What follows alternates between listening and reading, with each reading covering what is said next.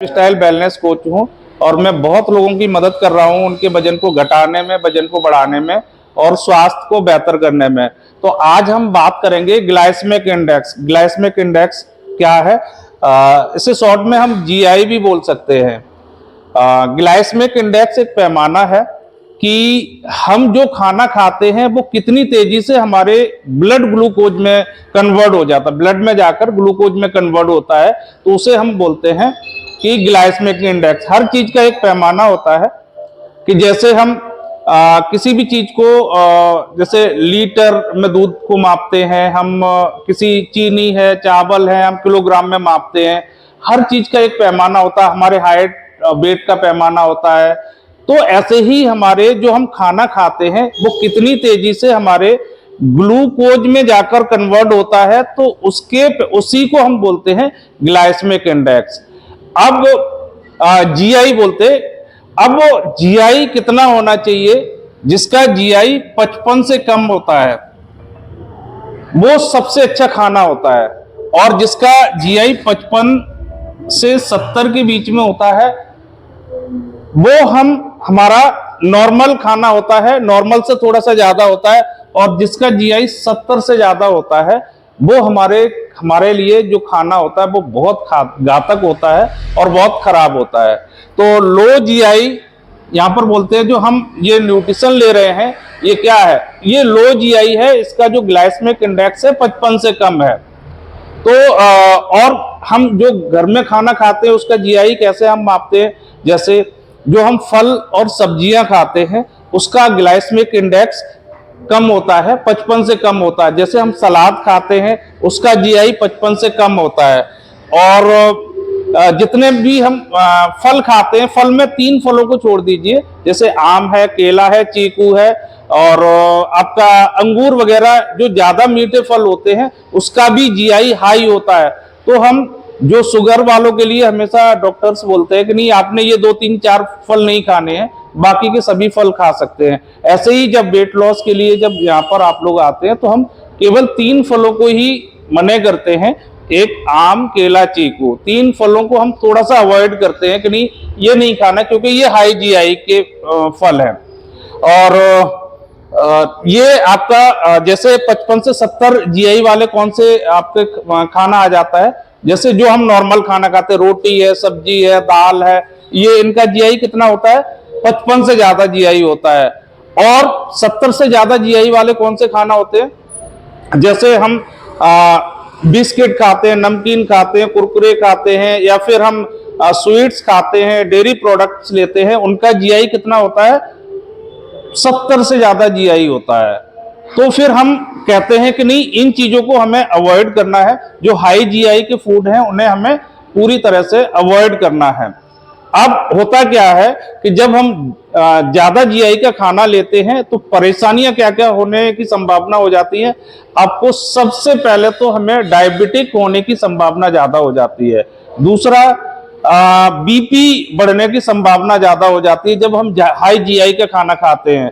जब आप लोगों ने देखा होगा, जब आपको बीपी बढ़ता है तो डॉक्टर भी बोल देते हैं कि नहीं, ज्यादा तला भुना नहीं खाना, ज्यादा स्पाइसी नहीं खाना, ज्यादा आपने ऑयली नहीं खाना है। तो ये मना करते हैं। हाई जीआई का खाना खाने के लिए डॉक्टर्स भी हमेशा मना करते हैं। अब ये कैसे काम करता है? शुगर कैसे, जैसे ही हम ज्यादा जीआई का खाना खाते हैं, ज्यादा जीआई का खाना कौन सा होता है? जैसे आपका व्हाइट राइस हो गए, पास्ता हो गया, आपके ब्रेड हो गए, बंद हो गए, बिस्किट्स हो गए, आपका जितने भी डेयरी प्रोडक्ट वो हो गए, आपका जो समोसे खाते हैं, जलेबी खाते हैं, तो जो जितने भी जो वाइट चीजें हैं वो सब सारी हाई जीआई में आती हैं। वाइट का मतलब होता है वो मैदा से ही तो बनी हुई होती है।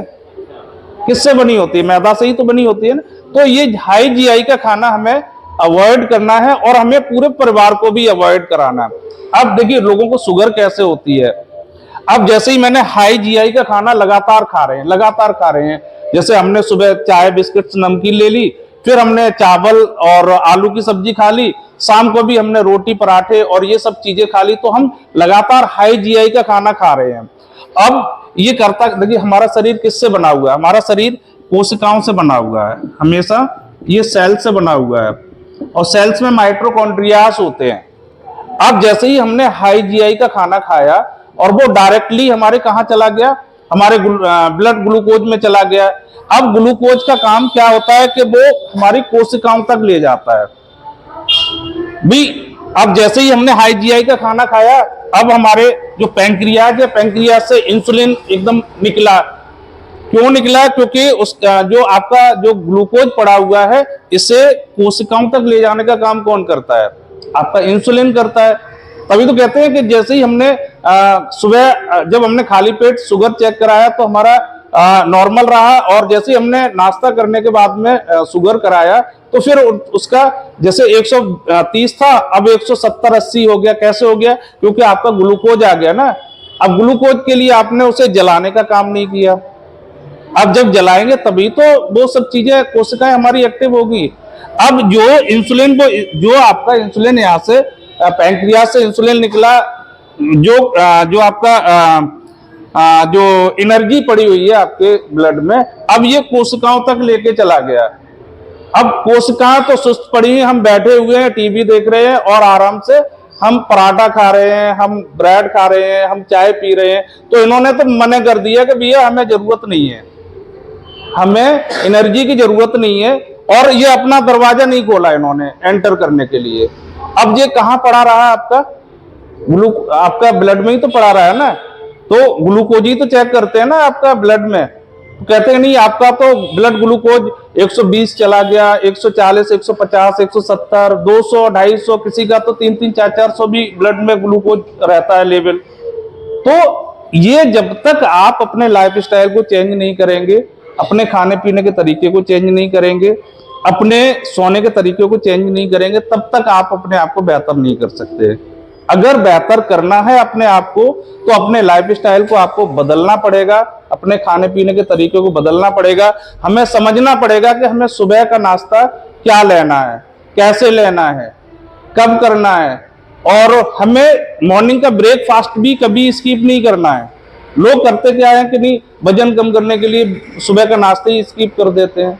तो वो भी बहुत जरूरी है, मॉर्निंग का ब्रेकफास्ट बहुत जरूरी है। और हमें क्या करना है, मॉर्निंग का ब्रेकफास्ट कैसे लेना है? हाई प्रोटीन वाला हमारा होना चाहिए और लो जीआई वाला होना चाहिए। जो हम ये न्यूट्रिशन हम ले रहे हैं, इसमें है क्या, जो इसका जो जीआई है लो है, और इसमें न्यूट्रिशन वैल्यू हाई है। 24 ग्राम प्रोटीन आपको मिल जाता मॉर्निंग में ही।